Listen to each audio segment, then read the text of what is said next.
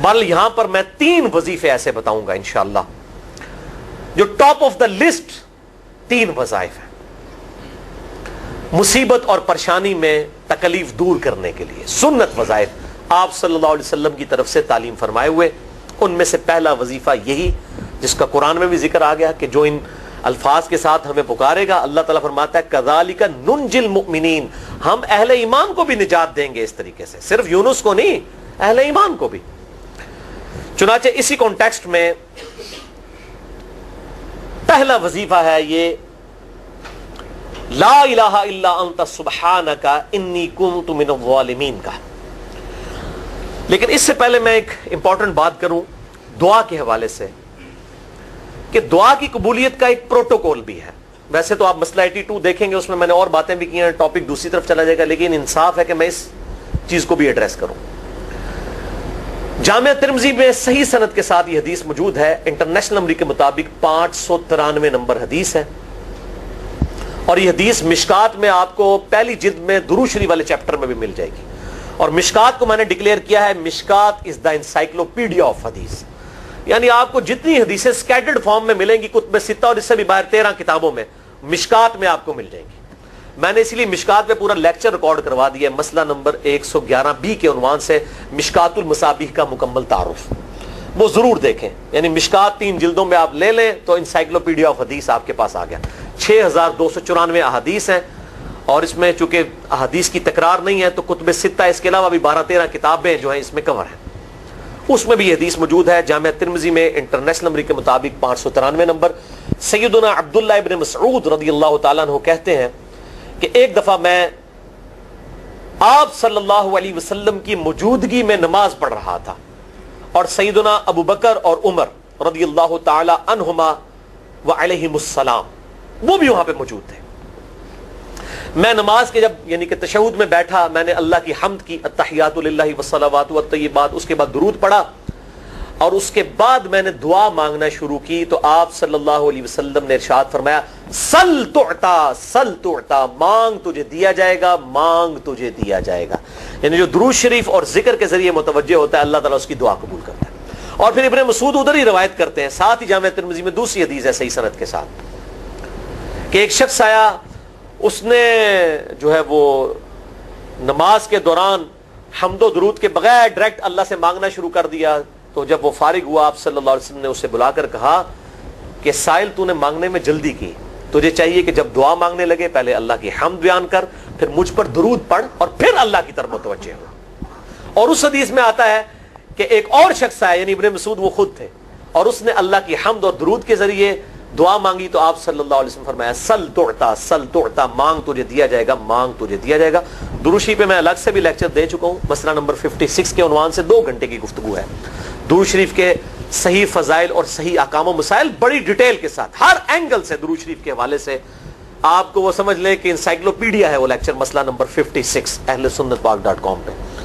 تو دعا کے لیے حمد اور درود شریف ضروری، اس لیے دیکھیں نماز کی انٹلیکچوئل ترتیب ہے، آپ پہلے دعا کرتے ہیں التحیات للہ والصلوات والطیبات، اللہ کی حمد کرتے ہیں، پھر نبی صلی اللہ علیہ وسلم پر سلام عرض کرتے ہیں السلام علیکہ ایھا النبی، اس کے بعد آپ درود پڑھتے ہیں، اور اینڈ پہ آپ دعا مانگتے ہیں اللہم انی اعوذ بک من عذاب جہنم ومن عذاب القبر ومن فتنة المحیا والممات ومن شر فتنة المسیح الدجال، یا اللہم ربنا آتنا فی الدنیا حسنة وفی الآخرة حسنة وقنا عذاب النار، یا رب اجعلنی مقیم الصلاة ومن ذریتی ربنا وتقبل دعائی ربنا اغفر لی ولوالدی وللمؤمنین یوم یقوم الحساب۔ کوئی بھی دعائیں مانگیں، یہ بھی مانگیں جو میں وظائف بتا رہا ہوں، کیونکہ بخاری اور مسلم کی متفق علیہ حدیث ہے۔ مشکات میں آپ کو تشہد والے چیپٹر میں حدیث مل جائے گی کہ نماز میں تشہد میں درود کے بعد جو چاہو اپنے رب سے مانگو، یعنی عربی میں مانگنا ہوگا، دعائیں مانگے، دعائیں معصورہ کتاب و سنت میں جتنی ہیں وہ مانگے، اس کے علاوہ بھی مانگ سکتے ہیں اگر الفاظ درست ہوں لیکن عربی زبان میں۔ تو یہ پہلا وظیفہ جامعہ ترمذی میں انٹرنیشنل نمبر کے مطابق 3505، مشکات میں 2292 نمبر یہ حدیث ہے، اور قرآن حکیم میں تو ہم پڑھ چکے ہیں سورۃ الانبیاء آیت نمبر 87 اور 88 میں آپ صلی اللہ علیہ وسلم نے ارشاد فرمایا کہ یونس علیہ السلام نے مچھلی کے پیٹ میں اپنے رب کو ان الفاظ کے ساتھ پکارا تھا لا الہ الا انت سبحانک انی کنت من الظالمین، اور پھر آپ صلی اللہ علیہ وسلم نے فرمایا کہ جو کوئی شخص اپنے کسی بھی معاملے میں کسی بھی پریشانی میں اس دعا کے ذریعے اللہ کی طرف متوجہ ہو, اللہ تعالیٰ اس کی دعا کو قبول فرما لیتا ہے. اور قرآن میں بھی آ گیا نا کذالک ننجی المؤمنین. اور کتنا بڑا فتویٰ آیا میرے بھائیوں, سورہ الصافات 143 144, فلولا انہ کان من المسبحین, اگر یونس ہمیں ان الفاظ میں ہماری تسبیح نہ کرتا, للبث فی بطنہ الی یوم یبعثون, تو مچھلی کے پیٹ میں قیامت تک مچھلی کے پیٹ میں رہتا اگر اس طرح نہ ہمیں پکارتا, اس کی قبر مچھلی کا پیٹ بن جاتی. یعنی یہ اتنا عطاب, اور وہ دور ہو گیا اس دعا سے, بہت بڑے اسماء اعظم میں سے ہے. تو یہ بہترین دعا, بہترین وظیفہ, اسماء اعظم میں سے بہترین چیز, اور سب سے بڑھ کر جو میں نے بات کی کہ بہترین استغفار, اللہ سے توبہ مانگنے کا بہترین ذریعہ. اور کس طریقے سے, اے اللہ تو تو پاک ہے نا, تجھ سے تو غلطی نہیں ہوگی, میں بندہ ہوں, غلطی کروں گا, تو اللہ نے تو معاف کرنا ہے نا, کیونکہ جب بندے نے اپنی عاجزی کا اظہار کر لیا ہے اور اللہ تعالیٰ کو بتایا اللہ یہ تیری کوالٹی ہے, تو غلطی نہیں کرتا, تو میں تو انسان ہوں, غلطی کروں. تو یہ ہے پہلا وظیفہ. دوسرا وظیفہ وہ بھی جامعہ ترمذی میں انٹرنیشنل نمبر کے مطابق 3524 نمبر حدیث ہے, لیکن ترمذی کا طریق جو ہے وہ ضعیف ہے. یہ میں پہلے بتا دوں, امام ترمذی نے ساتھ لکھا ہے یہ روایت کمزور ہے, لیکن ضروری نہیں ہوتی کہ روایت اگر ترمذی میں کمزور ہے تو کہیں اور وہ روایت صحیح نہیں موجود ہے. اس کی صحیح سند المستدرک للحاکم میں انٹرنیشنل نمبر کے مطابق 1862 نمبر موجود ہے, اور سنن نسائی الکبریٰ میں 10492 نمبر ہے, اور مشکات میں بھی 2454 نمبر حدیث ہے انٹرنیشنل نمبر کے مطابق. تو صحیح سند المستدرک للحاکم اور سنن نسائی الکبریٰ کے اندر موجود ہے. اور وہ وظیفہ ہے انس ابن مالک کہتے ہیں اور سعد ابن ابی وقاص کہتے ہیں رضی اللہ تعالی عنہما وعلیہم السلام, کہ آپ صلی اللہ علیہ وسلم کو جب کبھی کوئی تکلیف یا پریشانی پہنچتی تو آپ صلی اللہ علیہ وآلہ وسلم ہمیشہ ان الفاظ میں اپنے رب کو پکارا کرتے ہیں, یا حی یا قیوم برحمتک استغیث, اے خود سے زندہ ہر چیز کو تھامنے والے, میں تیری رحمت کے ساتھ تیری مدد کا سوال کرتا ہوں. استغیث بولیں گے نا الف کے ساتھ, حمزہ کے ساتھ, تو یہ سنگولر کا صیغہ ہوگا, اور اگر ہم بولیں گے نستغیث نون کے ساتھ تو یہ جمع کا صیغہ بن جائے گا. یہ میں اس لیے بتا رہا ہوں, لوگ پوچھ رہے ہوتے ہیں جی بعض جگہ لکھا ہوتا ہے جناب نستغیث, بعض جگہ لکھا ہوتا ہے استغیث, کیا کریے, وہ نستغیث جمع کا صیغہ بنا لیا جاتا ہے. جیسے دعا ہے سنن ابی داؤد میں اللہم اجرنی من النار, لیکن اگر جمع کا صیغہ بنائیں گے تو اللہم اجرنا من النار ہو جائے گا.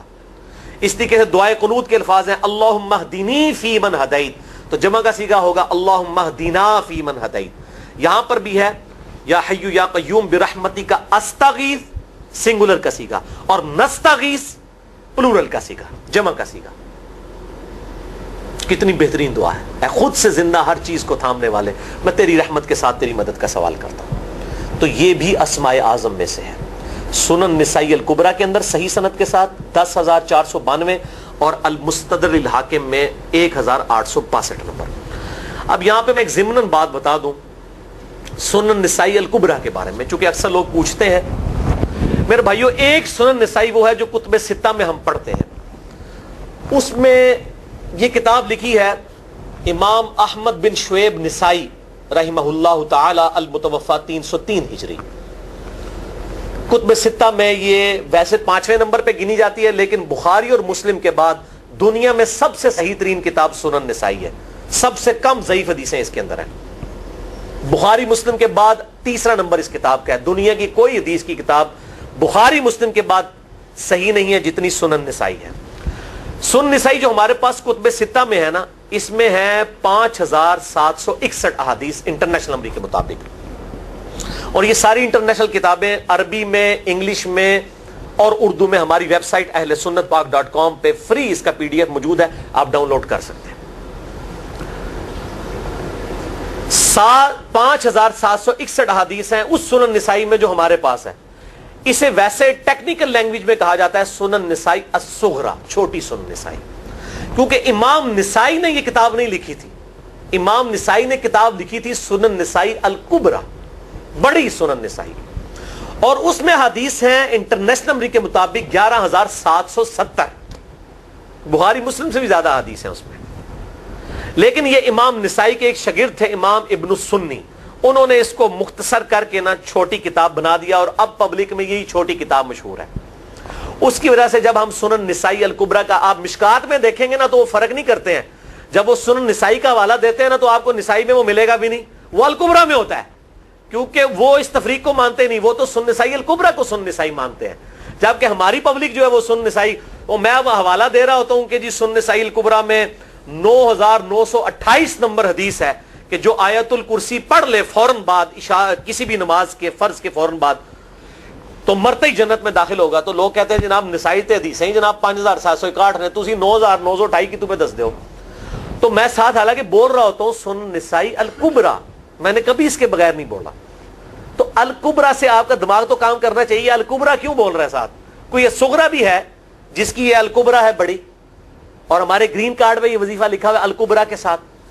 اسی طریقے سے جو میرا وہ واقعہ کربلا کے اوپر 150 اسناد پر مشتمل پمفلٹ ہے، ریسرچ پیپر نمبر 5B واقعہ کربلا کا حقیقی پس منظر 72 صحیح الاسناد احادیث کی روشنی میں. 72 کا تو ٹائٹل ہے شہدائے کربلا کی نسبت سے، احادیث اس میں 150 ہیں. اس میں اکثر حدیثوں کے حوالے میں نے سنن نسائی الکبریٰ سے دیے ہوئے ہیں. وہ لوگ کہتے ہیں مل ہی نہیں رہی ہے، تو میرے بھائی وہ سنن نسائی الکبریٰ آپ کے پاس ہوگی تو آپ کو ملے گا نا. تو سنن نسائی الکبریٰ الگ سے وہ اصل کتاب ہے، اس میں سے سنن نسائی الصغریٰ بنائی گئی ہے. اسی سنن نسائی الکبریٰ کا چیپٹر ہے خصائص علی، جس میں 194 حدیث ہیں سیدنا مولا علی رضی اللہ تعالیٰ عنہ علیہ السلام کی شان میں. امام نسائی نے ناسبیوں کے خلاف وہ کتاب کا وہ چیپٹر لکھا، وہ خصائص علی چیپٹر ہے سنن نسائی الکبریٰ کا. اس طریقے سے فضائل صحابہ بھی امام نسائی کی جو کتاب ہے وہ بھی اسی کتاب کا چیپٹر ہے. اسی طریقے سے عمل الیوم واللیلہ، صبح و شام کے جو اذکار ہیں وہ چیپٹر بھی اسی سنن نسائی الکبریٰ میں سے ہے. اسی میں یہ وظیفہ ہے کہ جو آیت الکرسی فرض نماز کے فوراً بعد پڑھتا ہے تو مرتے ہی جنت میں داخل ہوگا. میں نے اس کتاب کے اس چیپٹر کا حوالہ نہیں دیا، وہ الگ سے بھی چیپٹر چھپا ہوا ہے، جس طرح خصائص علی الگ سے ہے، فضائل صحابہ الگ سے ہے. خصائص علی تو ہمیں ہماری ویب سائٹ پہ بھی موجود ہے اہل سنت پاک.com پہ. فضائل صحابہ بھی اردو ترجمے اور تحکیم کے ساتھ چھپ چکی ہے. اور یہ عمل الیوم واللیلہ، دن رات کے جو اذکار ہیں، یہ بھی الگ سے عربی میں چھپی ہوئی ہے.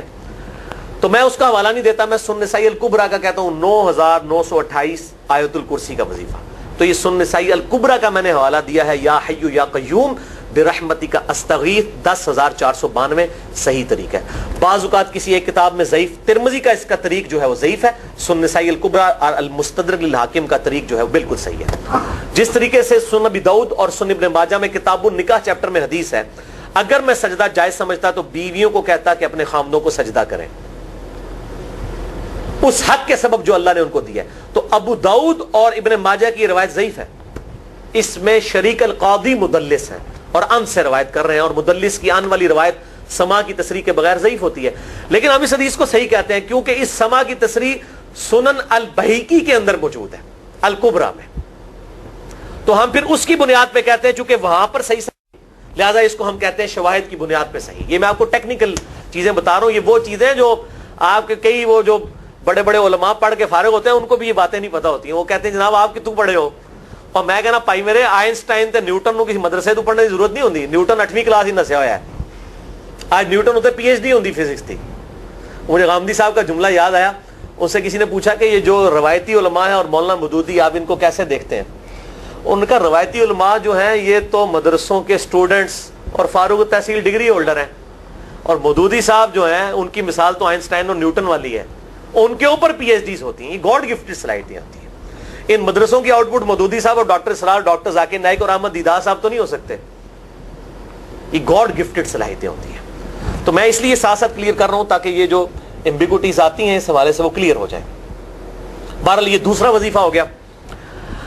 اب تیسرا وظیفہ جو ہے کمال وظیفہ، صحیح بخاری میں موجود ہے، انٹرنیشنل نمبر کے مطابق 4,563 نمبر.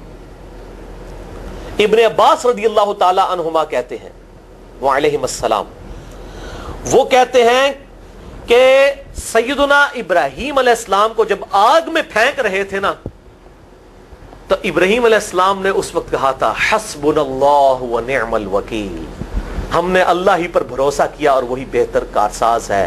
اور تمہارے نبی صلی اللہ علیہ وسلم کو بھی جب مصیبت اور پریشانی آتی تھی وہ بھی پڑھا کرتے تھے حسبنا اللہ و نعم الوکیل، ہم نے اللہ ہی پر بھروسہ کیا اور وہی بہتر کارساز ہے. اس کے بعد وہ شعر جو بنا دیا نا نعم المولا و نعم النصیر، ویسے الگ سے آیت ہے، الگ سے آیت ہے، لیکن یہ شعر نہیں بنانا، بس اتنا ہی وظیفہ ہے حسبنا اللہ و نعم الوکیل.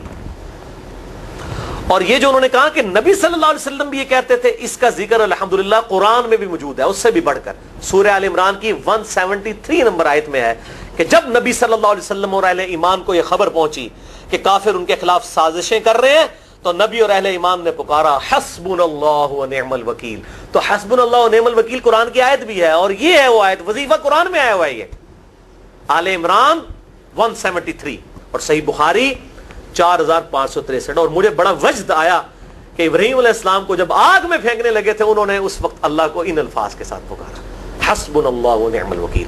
اچھا یہ جتنے بھی وظیفے ہیں نا میرے بھائیوں، ان کا فائدہ اسی وقت ہے جب آپ کو ترجمہ بھی ان کا آتا ہوگا، ورنہ آپ روزانہ جتنی مرضی تسبیح کھینچتے رہے کوئی فرق نہیں پڑے گا. اس لیے میرا ایک پرسنل مشورہ ہے کہ جب بھی یہ وظیفے پڑھے نا آپ، اردو ترجمہ بے شک آتا بھی ہو رہا ہے، ایک دفعہ اپنی زبان میں اس کو ریپیٹ کریں.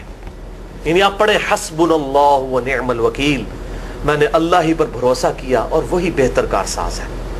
آپ دیکھیں یہ صوت القرآن چینل میں جب وہ عربی چل رہی ہوتی ہے، جیسے ہی وہ مراج الدین خان کا ترجمہ شروع ہوتا ہے نا، کیسے کب کبھی تاری ہو جاتی ہے، کیونکہ ہماری زبان میں بات ہو رہی ہوتی ہے نا. ابھی تو نہیں قیام اللیل میں رو رہے ہوتے، ان کی زبان میں بات ہو رہی ہوتی ہے، اپنی زبان کا اثر ہوتا ہے. اسی طریقے سے آپ لا الہ الا انت سبحانک انی کنت من الظالمین، یا حسبنا اللہ و نعم الوکیل، یا حی یا قیوم برحمتک استغیث، جو بھی وظیفے پڑھیں نا، ایک دفعہ ان وظیفوں کو جب آپ الگ سے دعا مانگ رہے ہوں اس وقت اس کو آپ اپنی زبان میں بھی دہرائیں. اور اس کے لیے کوئی تسبیح نہیں کھینچنے کی ضرورت کہ آپ نے اتنے 100 دفعہ پڑھنا ہے. تسبیح تو ویسے ٹھیک ہے، وہ آپ استعمال کر سکتے ہیں، لیکن آپ چلتے پھرتے اٹھتے بیٹھتے ہر وقت جس حالت میں بھی، اور صحیح مسلم میں حدیث ہے کہ یہ جو وظائف ہیں ان کے لیے تو کوئی وضو بھی کیا غسل بھی پروٹوکول نہیں ہے. اب عائشہ کہتی ہیں نبی صلی اللہ علیہ وسلم حالت جنابت میں بھی اللہ کو یاد کر لیا کرتے تھے. صحیح مسلم میں حدیث موجود ہے، جنابت والے چیپٹر میں ہر حال میں اللہ کو یاد کرتے تھے. اور جو قرآن میں بھی دعائیں یا اذکار آئی ہیں نا، جب آپ حالت جنابت میں بھی اس کو کریں گے نا تو اس پہ قرآن کا حکم نہیں لگے گا.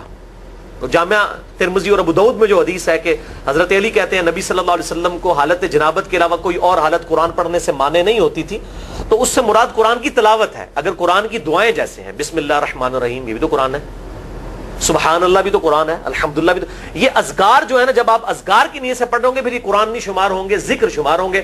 اور اس کے لیے نہ وضو پروٹوکول ہے اور نہ غسل کا ہونا ضروری ہے، ہر حال میں اللہ کو یاد کریں. تو یونس علیہ السلام نے کتنے یاد کیتا ہے؟ پھر الظلمات، مچھلی کے پیٹ میں، جہاں نہ کوئی اگربتی تھی اور تعفن پھیلا ہوا تھا اور اندھیرا ہی اندھیرا تھا. یہاں پہ وہ جناب کس طرح وہ روشن کرتے ہیں، پھر 1.25 دفعہ پڑھواتے ہیں. یعنی میں بتا رہا ہوں آدھا سچ بڑا خطرناک ہوتا ہے. یعنی آیت کریمہ کی اصلیت تو موجود ہے کتاب و سنت میں، لیکن آدھا جو سچ جھوٹ ساتھ ملا لیا نا اس کی وجہ سے سارا بیڑا غرق کر دیا ہوا. اور بجائے یہ کہ لوگوں کو یہ وظیفہ بتایا جائے کہ اٹھتے بیٹھتے چلتے پھرتے اللہ کو ان الفاظ میں یاد کریں، اس کو انہوں نے کوئی اور ہی رنگ دے دیا ہوا ہے اور اس نے 1.25 دفعہ ختم اور پتہ نہیں کیا کچھ بنا دیا ہوا ہے. تو یہ 3 وظائف تھے بڑے اہم اس حوالے سے، اور میں نے اس کو ضروری سمجھا کہ میں یہ ضرور بتا دوں تاکہ لوگ اس پہ ایجوکیٹ ہوں، ان وظائف کو کریں. اور مسئلہ نمبر 82 میرا الگ سے میرے بھائیوں ریکارڈ ہے.